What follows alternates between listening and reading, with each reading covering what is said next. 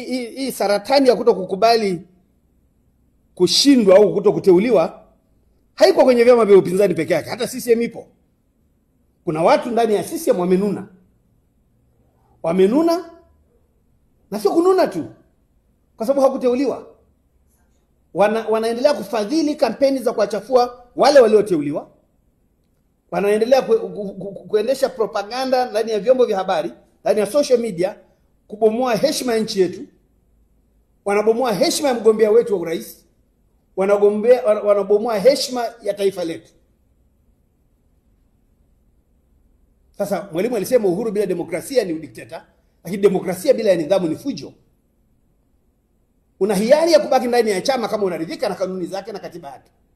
Lakini una hiari ya kuondoka kwenye chama hicho kwenda chama unachodhani kinakusaidia kuliko ubaki ndani ya CCM unavaa shati la kijani mchana, usiku unaendelea kukinongonga chama hicho na kuchafua taswira ya nchi yetu. Kwa nimesema kuna demokrasia ndani ya vyama. Sasa dawa yake ni nini? Dawa yake ni vyama vya siasa vijenge wanachama wenye imani na vyama, na wasiendelee kuwa wahamaji kwenye vyama, watu wasioeleweka misimamo yao. Najua wanaoendelea kuchafua CCM sio wale tu ambao wameshindwa kwenye kura za maoni au hawakuteuliwa. Lakini kuna jambo jingine jipya limejitokeza mwaka huu. Kuna baadhi ya wafanyabiashara wenye makampuni makubwa ambao walikuwa wakipata kandarasi za serikali katika miradi mbalimbali ya taasisi za umma kwa muda mrefu sana. Lakini hivi karibuni katika zabuni zilizopita hawakufanikiwa kushinda zabuni hizo kwa mujibu wa sheria ya manunuzi. Lakini leo watu hawa wameendelea kufadhili baadhi ya vikundi vya vijana, baadhi ya vyombo vya habari visivyojiheshimu, na hasa kutumia pia wanaharakati wa nje ya nchi kuharibu taswira ya serikali ya Dr. Samia Suluhu Hassan, kuharibu taswira ya nchi yetu, kuharibu taswira ya chama chetu.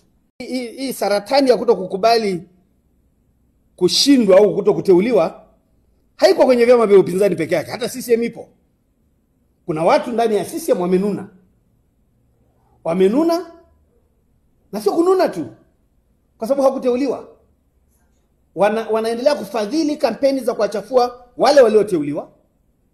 Wanaendelea kuendesha propaganda ndani ya vyombo vya habari, ndani ya social media, kubomoa heshima ya nchi yetu. Wanabomoa heshima ya mgombea wetu wa urais. Wanabomoa heshima ya taifa letu.